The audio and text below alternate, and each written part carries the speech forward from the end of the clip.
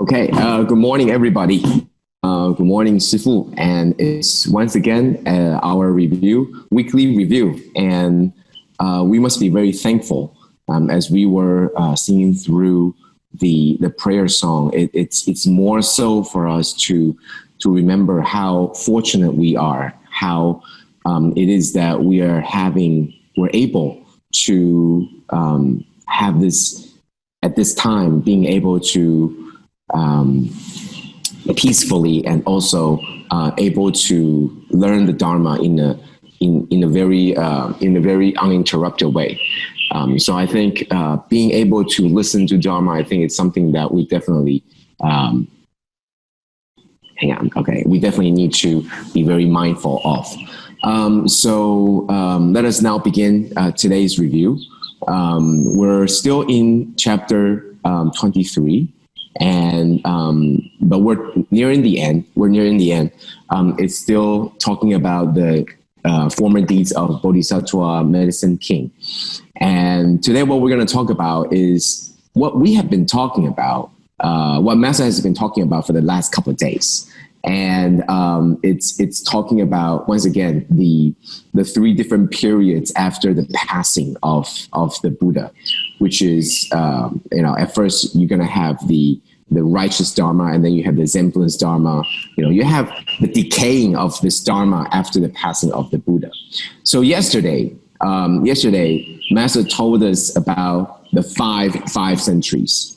So Master told us about that after the passing, there are 5 separate time periods. Each is about the time of 5 centuries. So there are 5 different centuries. There are 5 different periods, each with 5 centuries, which total will be 25 centuries in total length. And what are they talking about? What is this about? Actually, so we've heard about this before. Master has been talking about this before, but now comes back to revisit this because of the content, because of the sutra content. So let's now move on. So it's actually talked about. I translated roughly to talk about it's the 5 anchoring periods, and the reason why I use the word anchoring, I couldn't find any official translation, but I really wanted to bring out the idea that in Chinese it's really talked about the firmness and the strength of this period, meaning that these are the periods that are very solidified, very very strong in manifesting the different characteristics. Okay, so I call them the 5 anchoring periods. And what are they? Let's talk about what they are. So these are the 5 periods. First, it's the first 500 years after the Buddha's passing. It's called the period of liberation. And then the second 5 centuries after the passing of the Buddha, it's called the period of Samadhi. The third, which is now from the passing from, the 1,000 years after the passing to 1,500 years, it's called the period of upholding precepts. The fourth, it's called much listening. And the fifth is the conflict and quarrels. So there are different 5 periods, and what are they and what we're trying to do. But first, let's talk about why Master talked about these 5 periods. There's always a reason why Master began talking about this. And the reason is because it's actually part of the sutra. It's part of the sutra, and this is very easily to be mistaken. It's very easily to be skipped over. So let's look at this this excerpt. And it talks about women, and as Master talked about today, also about women. But Master talked about it yesterday, and she mentioned about if there is any woman beyond five centuries. Okay, so this is something that's very easy to be mistaken. I've seen other translations. I've seen other literary work that looks at this part, and they didn't talk about the beyond five centuries. They only talk about 500 years after the passing of the Buddha. So this is very, the Master specifically talks about that this is beyond five centuries. This is not 5 centuries beyond. So this is even more than 2,500 years later. Okay, so this talks about if there's any women beyond five centuries after the passing of the Tathagata who hears this sutra and practices according to the teaching, then upon passing, this woman, okay, or any women, will immediately reach the dwelling of the pure and joy world. And obviously there's more beyond that. That's what Master talks about today.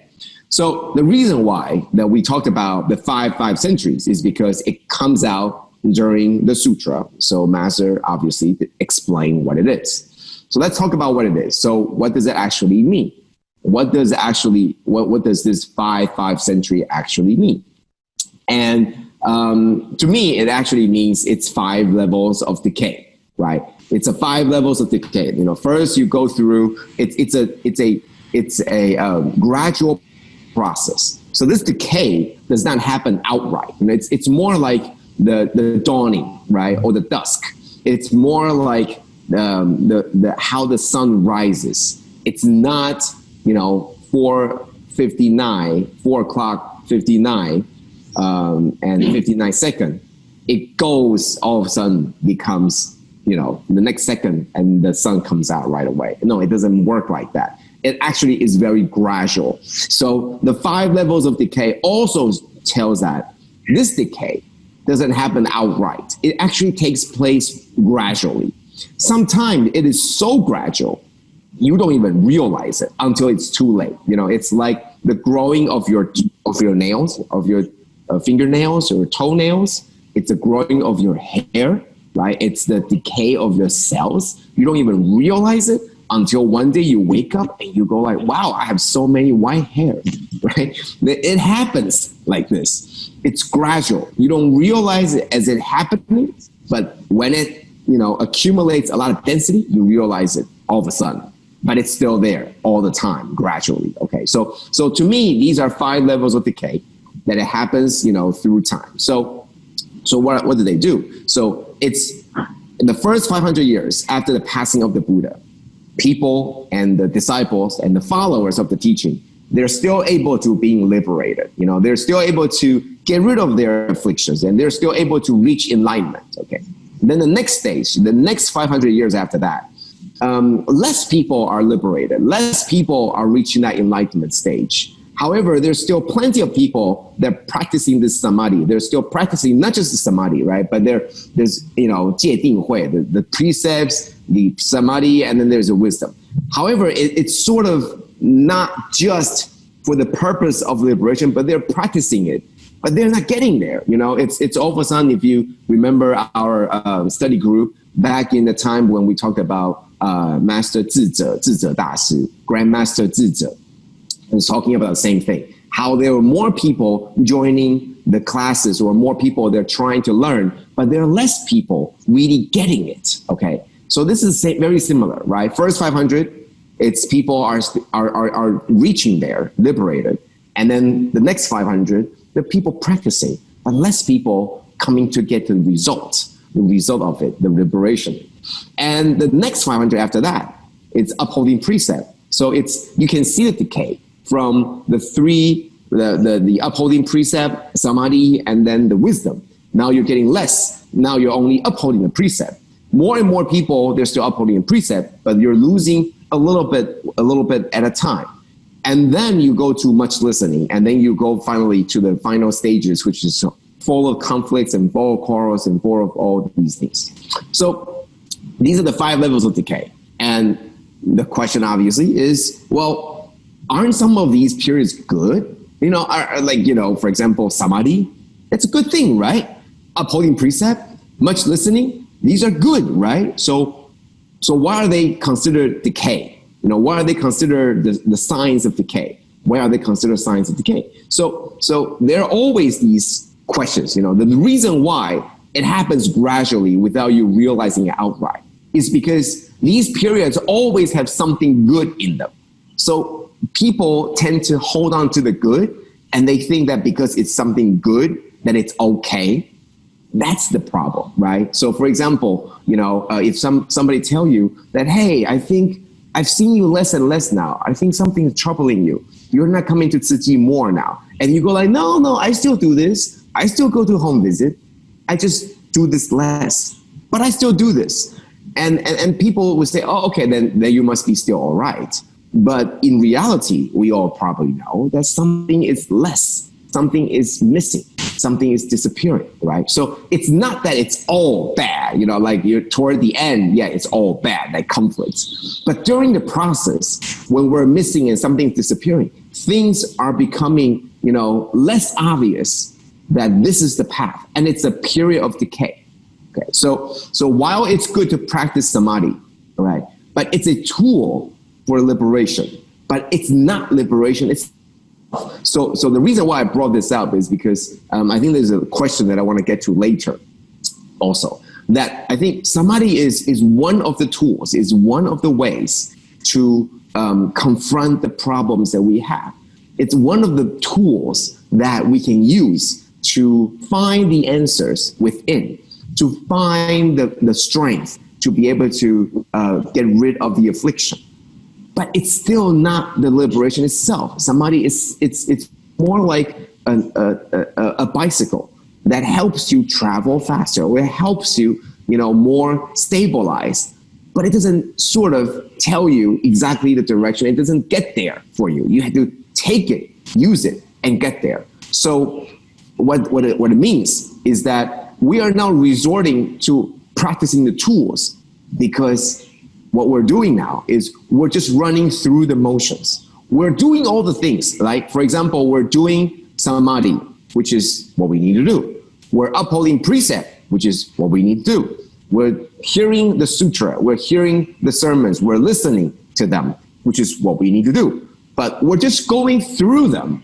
But we're doing all the right things. But something in us just dies and disappears every moment without us realizing it. And we're all thinking that it's okay because I'm still doing all the right things. So I think this is something that I really want to bring up is this is how, the decaying of our diligence comes out too.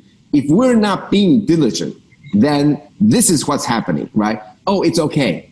All I did was I didn't do this for today. I'm still doing all these things, which makes it okay. But something in us is disappearing a little bit at a time.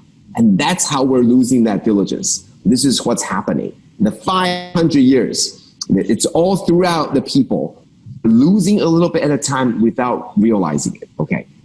So this is how we retreat from Dharma also. This is how we retreat from our problems also. Like, like you're delaying. You're delaying doing your work. You're delaying studying for your test.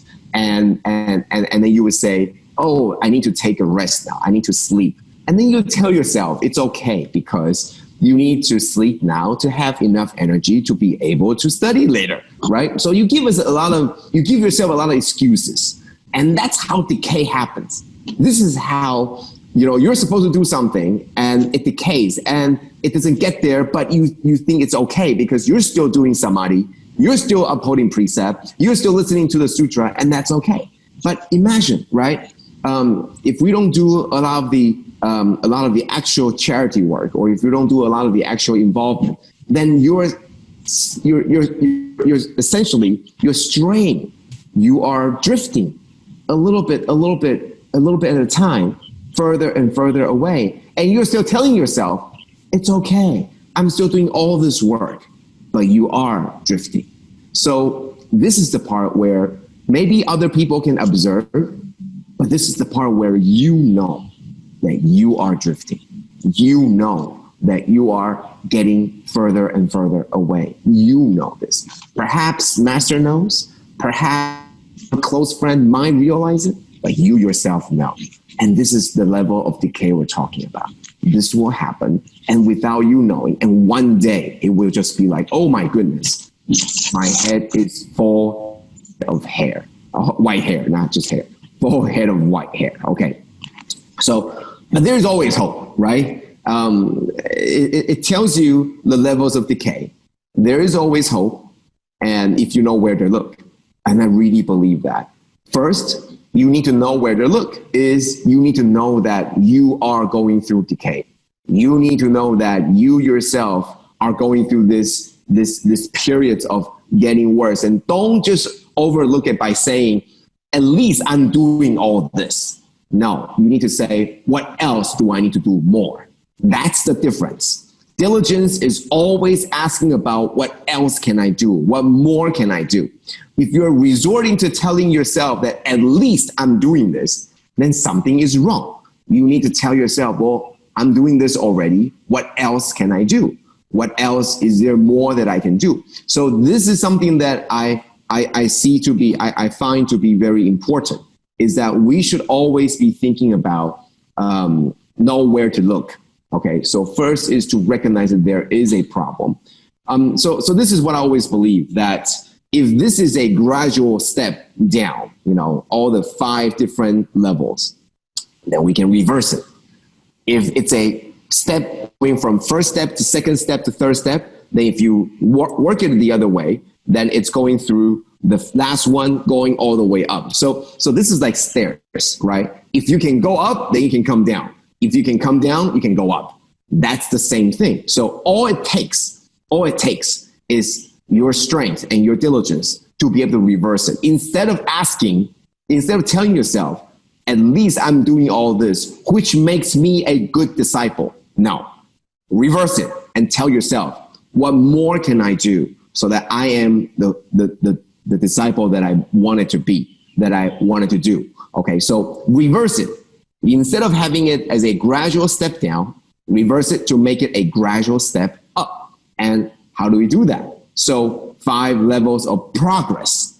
Instead of saying that these are the 5 levels of decay, reverse that. Now we're at conflicts and quarrels. This is where we are right now.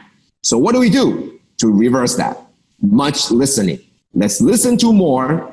Every opportunity that we can have, listen to the Dharma, right? For example, every day in the morning, every opportunity that there is a master is having this on the Dharma talk, or talking to other disciples from other places online, let's all participate. Let's fill our lives with so much of this listening, right? That's the first step. Let's do this now.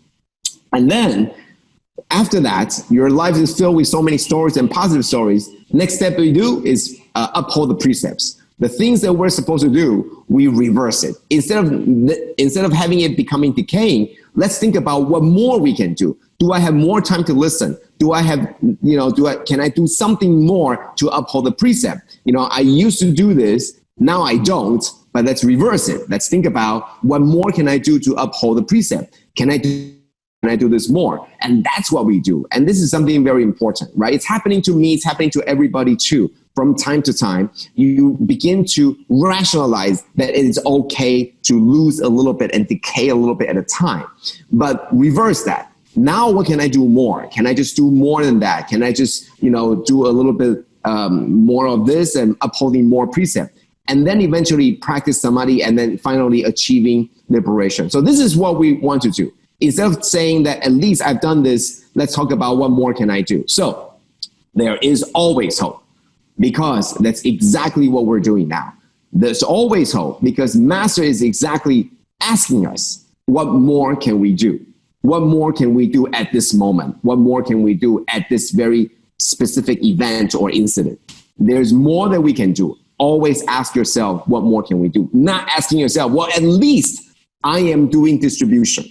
If you're answering yourself with the answer of at least I'm doing something, then you are rationalizing with yourself. You're agreeing with yourself that this is okay. And please, let me tell you that I don't mean to say that that is not okay. That is okay. However, always be on the diligence path to ask yourself, what more can I do? Okay, so the 5 periods, it tells us something about the age of the decayance of the Dharma. It also tells us that we ourselves will go through these stages too. Maybe faster, maybe not 500 years, maybe it's months, maybe it's 5 days. Okay, but whatever it is, I think it's more important. If you know where to look, if you begin to see the trends of yourself going through that, reverse it. There's always hope. You know where to look. You know what it is. Reverse it.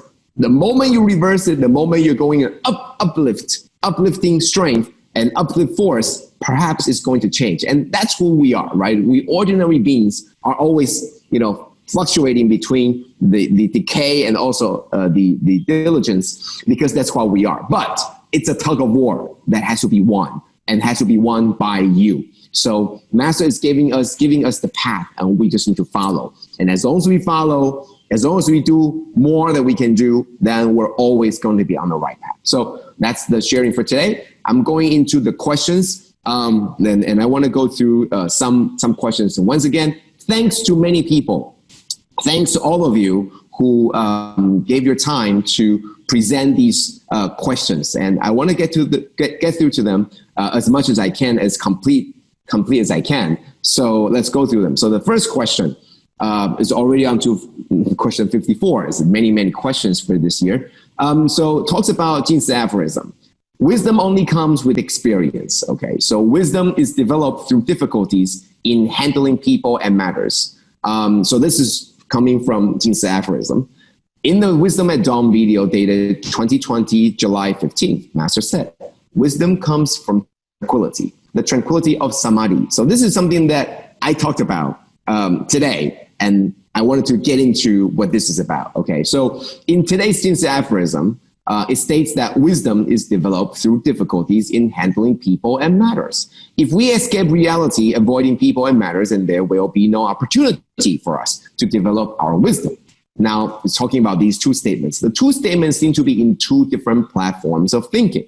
Now, they're not going against conflicting, but rather it's just two different platforms of thinking. So that the person asking is saying that the person is not sure whether this is similar to what is mentioned in the Wondrous Lotus Sutra as methodology or skillfulness, means of teaching.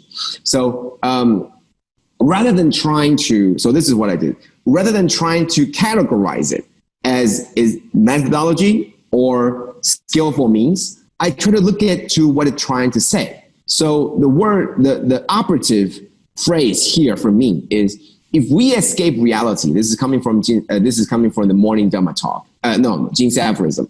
If we escape reality, avoiding people and matters, and there will be no opportunity for us to develop our wisdom. So, in another word, within people and matters, dealing with people and matters gives you the opportunity to develop wisdom, right? It's like you go to school. You go to school, it gives you the opportunity to develop knowledge, to gain knowledge. But it doesn't equate that if you go to school, you will be knowledgeable, because it still takes effort, right? Just like what we mentioned before, Samadhi is a tool for reaching enlightenment, but it does not equal to enlightenment.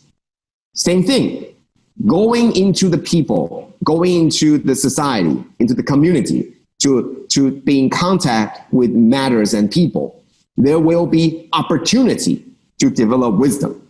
However, if you go in without the mindset, if you go in and you're not mindful, then even if there's an opportunity, then it's an opportunity that is lost to develop wisdom. So when people and matters come up and you are tranquil, then there is a greater opportunity to develop wisdom. So once again, you have the surroundings, the setting is there, and your inside is tranquil. You are ready. You are in the state of Samadhi. So all these things that come out and you are tranquil, that means you are able to receive and you're able to think more. Then there's a greater opportunity from within, you're able to develop wisdom. Once again, it's all talks about opportunity. It's not set. It's not certain. It's not that if you go to the morning Dharma talk, you're going to come out more wiser. It doesn't always work that way, because sometimes you just don't pay attention. You could go there going through the motions. Remember what we talked about, the 5 anchoring periods. You can go through the motions. You can do all the things there, but it's still decaying, right? So there's an opportunity for us to gain wisdom, but did we really understand that? Did we really get that? So going back to the analogy of schools and learning, people and matters are the books for us to read. Tranquility is the peace of mind to sit down and read it. Together, you're reading these books peacefully or mindfully, but it doesn't mean that you're going to gain knowledge. It doesn't mean that knowledge will be transferred into wisdom. Everything needs affinity and the condition, and everything needs you yourself to put in the effort. Even if you read the books today, it doesn't mean that you're going to understand all of it. And even if you understand all of it, it doesn't mean that you're going to be able to put it into practice. It takes time, it takes effort. So once again, instead of thinking about it as two different platforms of thinking, how one side is skillful means and the other side is methodology, I look at it this way. I think it's different stages, right? People and matters are the surroundings that you need to practice this. The tranquility is the state of mind that you need to learn this. Only when the two things are together, you have a greater opportunity to really learn something out of it. You will not miss the opportunity. So once again, the tranquility and samadhi is a tool to get there. Even with the tool, it doesn't mean that we'll always get there. So it's not an equal sign, but rather it's something that will take you there quicker, faster, and more better way to take you there. But without the tool, can you get there? Yes. Even with the tools, can you maybe not get there? Possibly. So that's what this part is telling me. And that's what it sort of merges very well with what we talk about, the 5 anchoring periods today. So next 2 questions, it's actually the same question. But in this week, so that was talking about a couple of weeks ago, 熏法香, from different forms of water, to mountains and later the light. Why is the intention? And 2 weeks ago, I did a sharing based on this. So let me go back to that sharing again. So why mountains and why oceans and why constellation? And first of all, I really wanted to say that the very important thing is it brought out that the Lotus Sutra is like a sun, it's like a Mount Sumera, it's like all of these things, right? And it's the most supreme. So it's telling you through the analogies that the Lotus Sutra is the king of sutra. That is what it's trying to tell you through analogy, because we know the mountain, we know the ocean, we know all of these. It's really close to us, so we know. However, what other analogies is there behind this? Well, I think that first of all, Buddha uses the analogies of ocean and water and the Mount Sumera and also other mountains, because I think that we need to be closer to the Dharma. You know, it's like how I mentioned before, Master talks about how she saw the cloud and she was reminded of the past great bodhisattvas that are in this world, because the cloud in the shape of lion and in the shape of elephants. Same thing. When we see clouds, do we feel the same way? We probably don't. But when we hear this, when we hear Master talks about this, then maybe the next time you step out and you see the cloud, you remember this, right? And there was once that Master talks about washing your hands, how this is the same way as to getting rid of the affliction. Same thing. You know, washing hands is what we do every day, right? So when you wash your hands, do you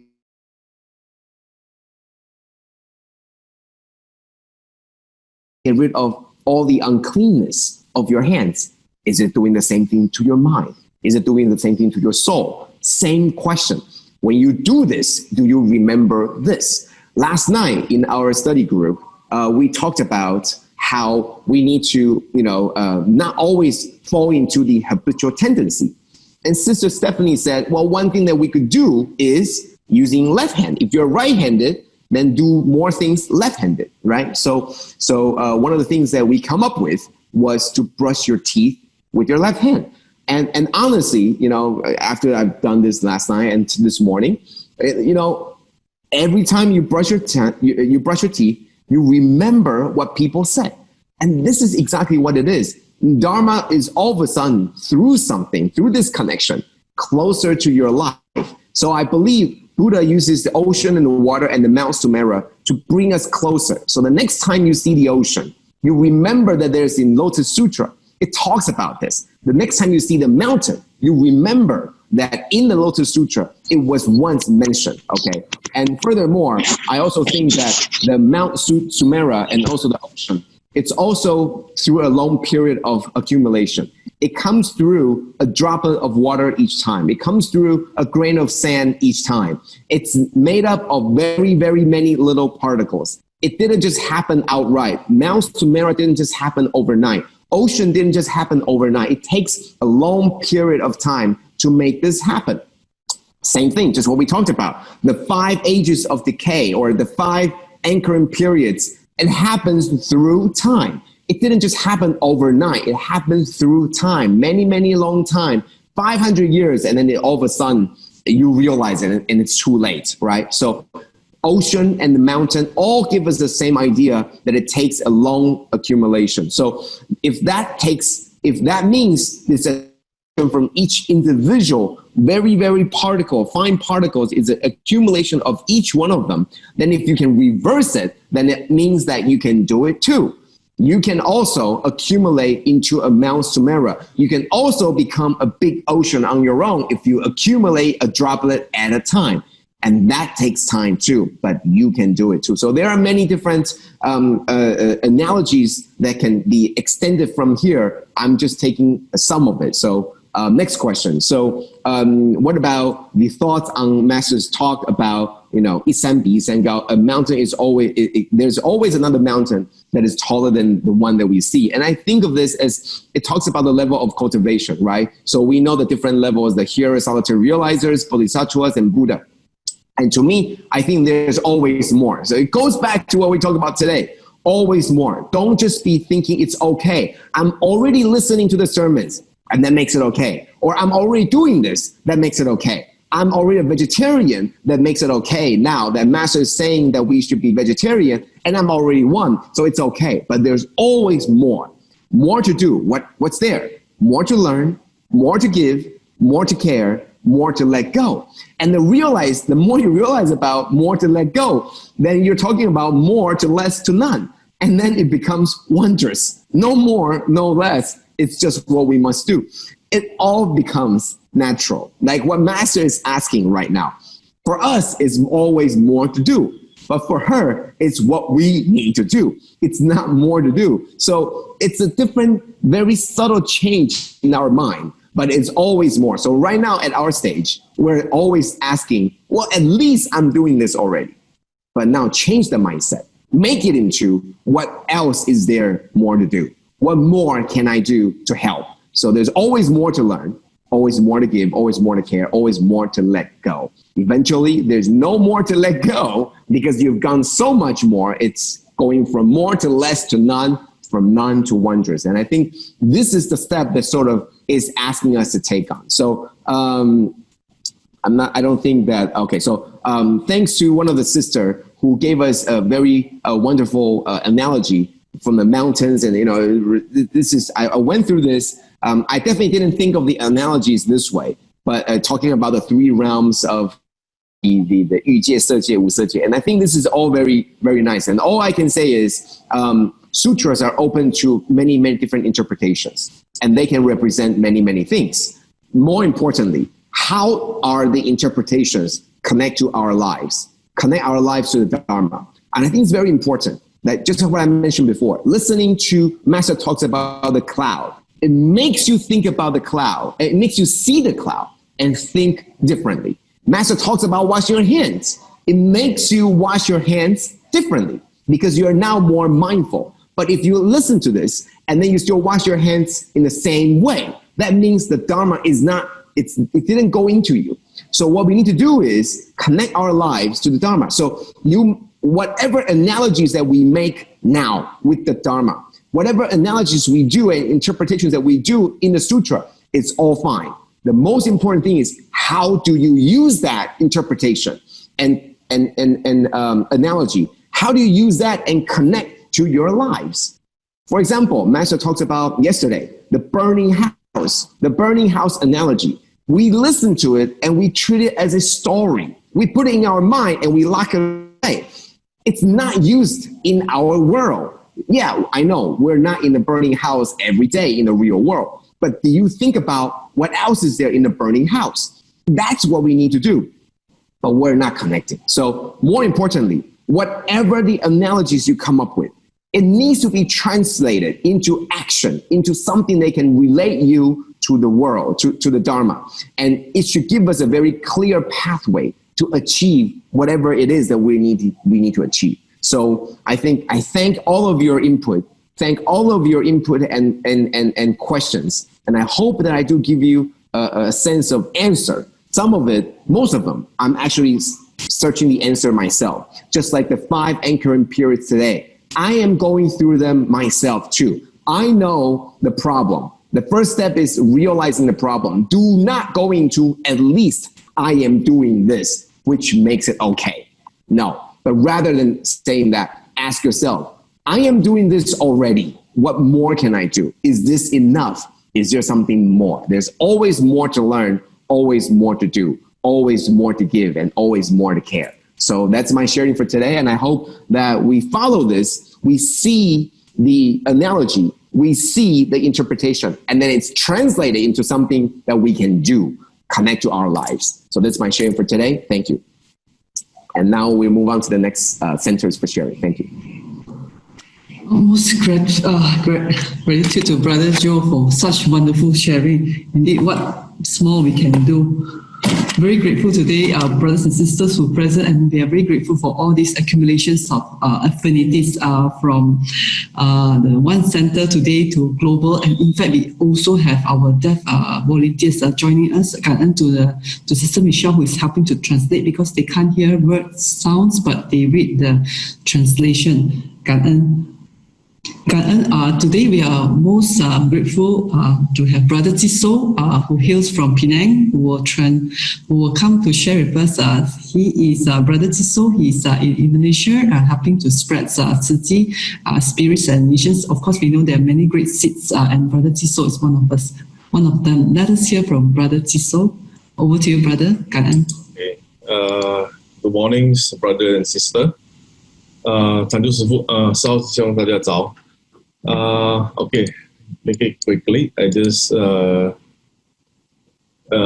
today say we use my definitions, soap and water, and it is about 6 years ago. 6 years. I think this topic is 6 years. So many people they were asking me about sabun. How is the sabun? Okay. So this is what 6 years ago when I observed in my life, and when maybe in the Xun Fa Xiangs and also in the Xun Fa Xiang, what we get from the Xun Fa Xiang. Okay, 11 years ago, okay, we have a Sui Chan. Okay, we have a Sui Chan. So from that time, we've tried to realize that we don't need to do good actually. Yeah, not only to do good, but actually Master wants us to be good. So from that part, something wrong. So I think I was observing why we do this, beside the society need to Sui Chan. But after the Sui Chan, we just assume that it's an event. We just clear it. Okay. And we always heard about in Xun Fa Xiang. We all heard about Dharma. We will say Dharma as water. Then people will ask me, why is soap actually not Dharma as water? I say yes. It's before 20th century. I think Dharma is water. But after 20th century, the water cannot cleanse us already, so Dharma is soap.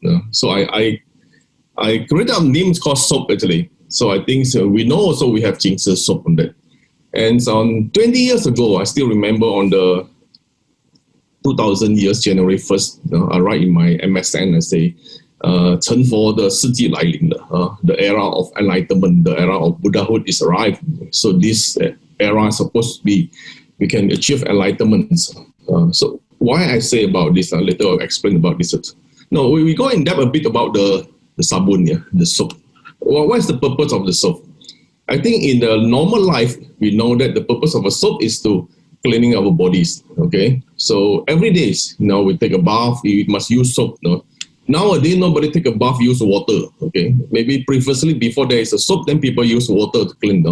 So in the old day, the water can clean our body because we not get dirt, So we take a bath every day. Why we take a bath every day? Because there is the dirt, okay. And maybe in the past century, we will work hard, in the field, everything, so we get dirt easier. But now in this century, most of the working people is not so dirty every day. But we're still cleaning our body. We still bath, we still clean our body every day. So the purpose of soap is cleaning our body. I think this year, not only besides cleaning the body of the dirt, actually, we will know that soap is very important. Besides cleaning the dirt, is cleaning the virus, since not only the dirt affect us, but it's the virus effect actually. So we use the soap to clean the virus, to kill the virus also, to protect ourselves, as this body live in here. So what is soap and water mean actually? What is the relation between these two actually? Okay. Now we talk about soap is used for cleaning our body. So we know the soap. You have many soap. You have Jishou soap and you have menthol. You have many soap in the market actually. Second thing, we talk about waters. Actually, water come from where? I think nowadays most of our water is come from the pipe. 自来水 automatically reach our home. We have a pipe water, and then we have a river water. So we have a sea water. That's why normally we take a bath in our house. Okay, we use the air keran is Indonesia words. Okay, so it's pipe water. Some people bath in the river. You can see it in India a lot. They bath in the Ganga river. They bath in many rivers. Okay, some people take a bath in the sea. Okay, so there's three types of water. One is the pipe water, river water, and sea water. So this anything, whatever water is it, whatever soap you use, the most important part is to keeping the body clean and healthy. I think this is physically we know about this. Okay, and this is our normal life in that. Now we go back to the Xun Fa Xiang. Okay, so I remember 6 years ago, I think everyone were active in Xun Fa Xiang. So every day we met people I say, you Xun Fa Xiang or not? You Xun Fa Xiang or not? And then you can see some people after Xun Fa Xiang, they're getting more arrogant. I don't know why. Supposed to be getting more clean, right? So it's supposed to be more nice. But it seemed like some people getting more arrogance. So from that times I was observing, I was interacting, thinking why it become like this? Why 21st century is the century of enlightenment? One part is only right brain you can get enlightenment. Second part is now we know that we are Buddha. We are Buddha. We originally are Buddha actually. We got a problem is that we got a lot of dirt. We got a lot of dirt inside us. So we need to clean it. Actually, we not gain anything. So Xun Fa Xiang, I think it's not gaining anything to take anything else, but it's to cleanse the part that we're not supposed to have in our bodies, in our mind, in our souls. So we have to clean it. So from the time I was thinking, Fa, Dharma actually is the soap. Dharma is the soap. Now people say, no, Dharma is water. Dharma is the water. I say, no, soap. Dharma is the soap. Why? Because I see a lot of people, why some people get arrogant after Xun Fa Xiang? Because he's getting the soap, but didn't use it. Okay? He didn't use it, the soap actually. So I say, all the teachings, even in any religions, if you're Christian, if you're Muslim, everything, all the teaching actually is the soap. It's a soap for our soul. It's a soap for our inner part. Is that because our inner part also dirty. Okay? We have a lot of inner part dirty actually. We have Tan Chen Tzu, everything. Why got all this dirty? Because of ignorance. For the sake ignorant. If you don't think, you don't get the things, then you just do everything. People will say, I better don't know more things. 不知者不罪, people say. I like to make the example. What is 不知者不罪? 不知者 actually, if you don't know, then the sin is getting more worse actually. Example like that. There's one piece of iron. It's get heated. It's get heated. In the gas stove and everything. And there's two people have to take this iron piece. Okay. One know that it get heated. One didn't know. Okay. And both have to take it. Which one will get more hurt? Okay. Suppose, I think everyone will show that the people do not know that is heated. So you try to get it, then you more hurt. Okay. So 不知者罪更重. Okay. So why we gotta have a lot of dirties in our inside ourselves because of the ignorance? Now, one of the part of ignorance is nowadays, is the big problem is that we think we know already. 自以为是. This is a very serious part. Always that. We think we know. So when we think we know, then everything you know already, then you nothing to learn, nothing to get already. I think this is from the poison of ourselves. So why we need to cleanse ourselves? We need to use the sabun to cleanse our inner parts. Actually, we are Buddha, and we was closed by this 5 poisoning. 5 poison in ourselves. I think Master every day talk about this though. And we think we are okay now. I'm okay. I didn't greedy, no, I didn't compare with other people's, the car, the house, no, I'm okay already, no, I'm doing charity every day. So I think I'm greedy. I think I'm not greedy actually. We are okay. But Master tells us there's two things, 两个教不能信, right? Two things you cannot be believed, you cannot involve in that. There's 计较 and 比较, comparing. I'm practicing this now. It's usually this lockdown. I just realized that these two words so difficult to compare, so difficult to practice actually. We think we are not greedy, no, we are okay, but actually no. Every day we are comparing. You know from where we comparing? From the coffee, the coffee. Oh, this coffee is nice. That coffee not so good. Or that old kopitiam is good. And then the last one is the durian season in Penang. So nearly a lot of friends or Sixiong, bring durian. He said, this is good. No, this is better than Mao Sang Wang. It's good. And then we went to Kelantan to eat the kunyit.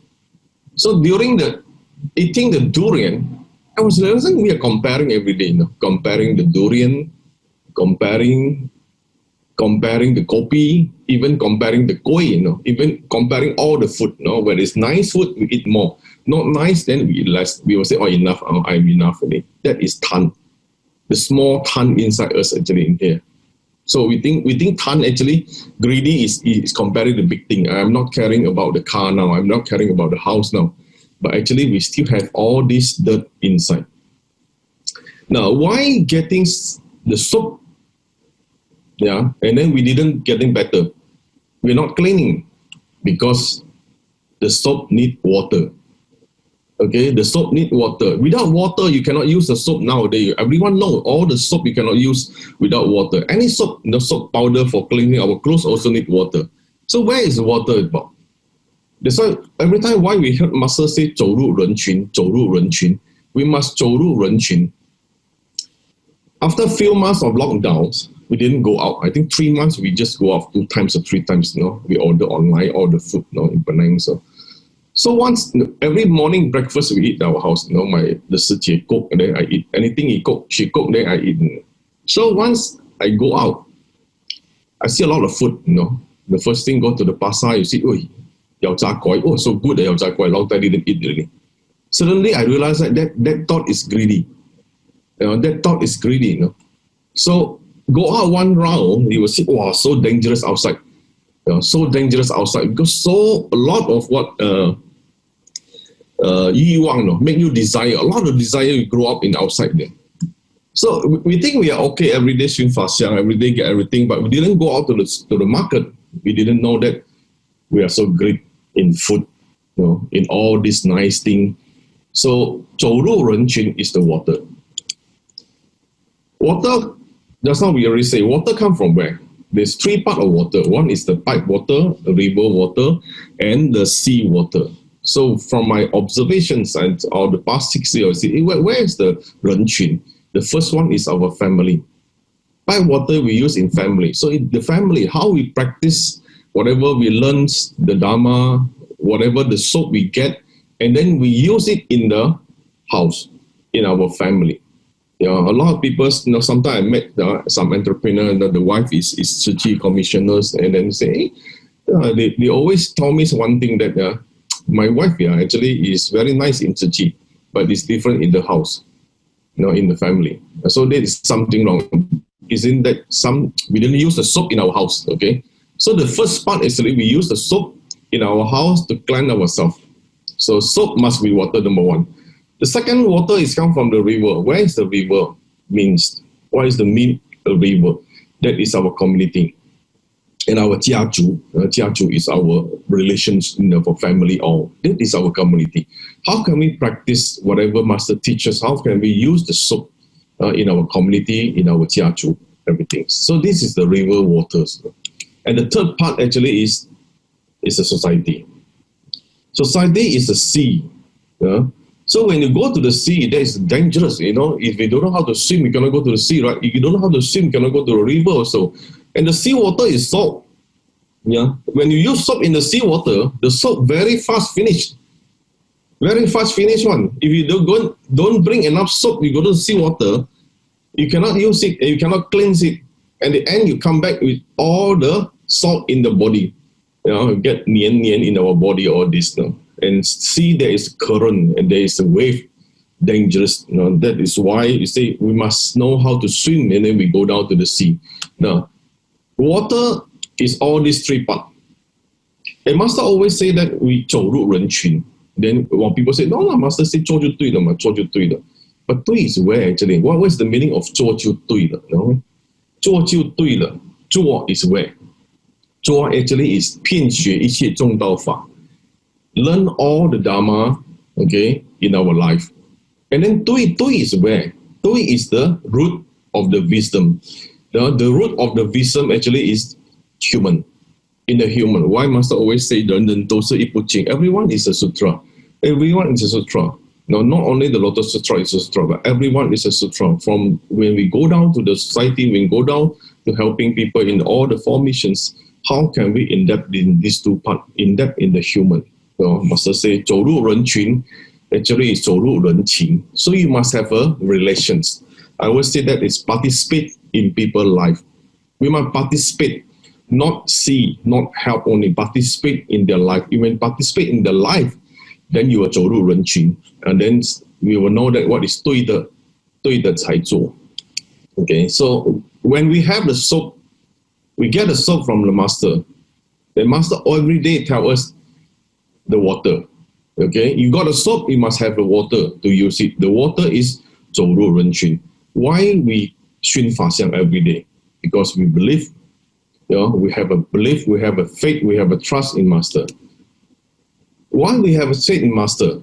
Because Master tell us all the Buddha teaching. And all about this is telling us we are Buddha. We are Buddha. We must really trust, and then we must have a belief strongly that we are Buddha. We are a lost Buddha. So we got a lot of dirt inside us. Then we want to cleanse it. We want to cleanse it. Okay, so why we get soap? We want to cleanse it. Okay, so when we believe that we are Buddha, then you will know that, oh, I'm a Buddha. Now I got problem. I got the dirt on here. So every day I will listen to the master teaching. So I was thinking that, where? Okay, how can I use the soap? If I have a strongly belief I'm Buddha, then I will know that not only to do good actually, okay, but finding the goodness that is already within us, inside. How can we let it emerge? Okay, and this word is I always keep in mind that not only to do good, but to be good. To be good is the most important part. Okay, so when we cleanse it, use the soap and water, we can cleanse it every day. Okay, and this part is what I learned so far in my way. In these 20 over years with Master, one thing is that don't come to help Master. Okay, we come here to learn from Master. Okay, and we learn to become Master. We learn from Buddha. We always see that 学佛. Yeah, so we want to learn from Buddha how to become a Buddha. But when we come to Tzu Chi, we say we want to 学佛, we want to 学上人. But later on, the learning is lost, and then we come 帮上人. We must come to help Master. Okay, Master want to do this, Master want to do that. We come to help. Help is very dangerous. When you come to help, you will bring all your knowledge, what you think, 自以为是, you think you can, you have, then you come to help. So then you will lose the opportunity to learn, to get the soap from Master. Okay, so 学佛 is 成佛. Learn to be Buddha, then become a Buddha actually.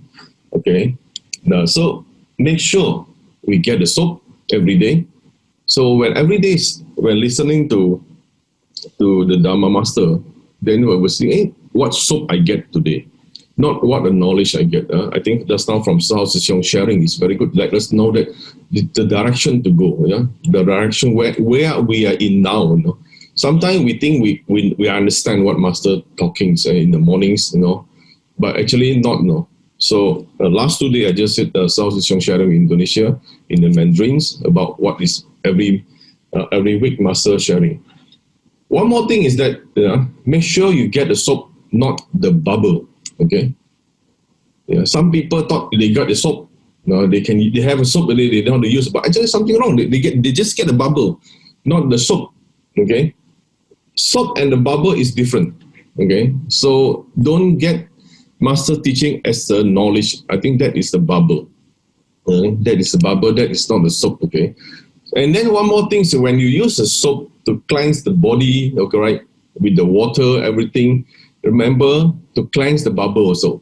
Don't keep the bubble because the bubble smells so good. So we keep it actually. Don't keep the bubble. What this mean actually in that? So some people that they use, okay, but we attach to something. Now this is very good, and that one not so good. This smell is good. This soap is good. This because of the smell. So when we have attachment to the smell, then we will say this is good. We always keep the attachment. We keep the bubble inside in the body. So make sure all cleanse it. I think really if we get a soap and then we in the waters, we cleanse it, and things, then people, near to us, they will feel comfortable. I would say Xiu Xing, practicing Dharma actually is that makes everyone feel comfortable when they're near us, when they're with us actually. If they're not so near us, they're near us, they didn't feel comfortable. And that is something wrong. I remember when I went to Indonesia on 203 October for training, every month 10 days. After 10 months, on 204 September, I met Master again. The first word Master asked me, you go there, people like you or not? Wow, this is very difficult question to answer. Master asked, you go there, people like you or not?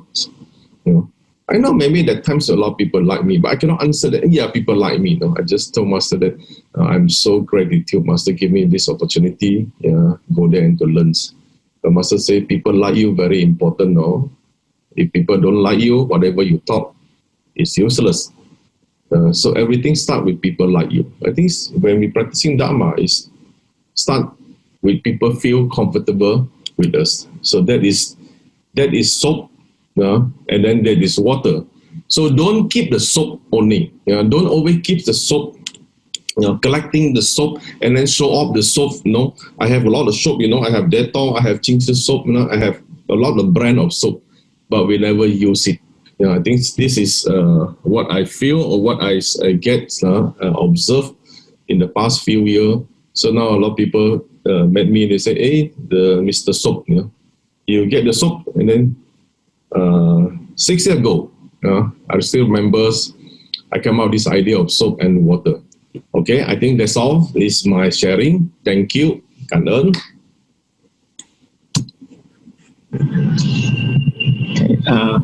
Okay, very grateful for to brothers this sharing a very wonderful and insightful analogy. Yeah, can see me right? Okay, yeah. Very insightful and wonderful analogy of water and sabun, soap. just now we also, because in Taiwan we also call soap sabun. In Hokkien also sabun, right? So we found out that actually this word come from the French word. Anyway, it's quite interesting. Today's sharing. Then an analogy of this water and soap to the Dharma, I think this is an example of being very mindful in life. So brother is very observant and think deeply to incorporate the Dharma in life. It reminds me of the Joe explained. I think someone asked the question why the Lotus Sutra mentioned about the water, the mountain, Mount Sumera, ocean, all these things. So Brother Joe shared that this is so that we can connect the Dharma with our life, with our lifestyle, and it will be easier for us to remember. And so I think this is a way of being mindful. So brother is actually showing a very good example for us, and I think this is a way that we can practice in our life to be more mindful. And like Sangren, even washing hand can also let us make her think about the cleansing of afflictions. Brother Joe. Okay. Okay, Jishou师兄, that's wonderful. I really enjoy that.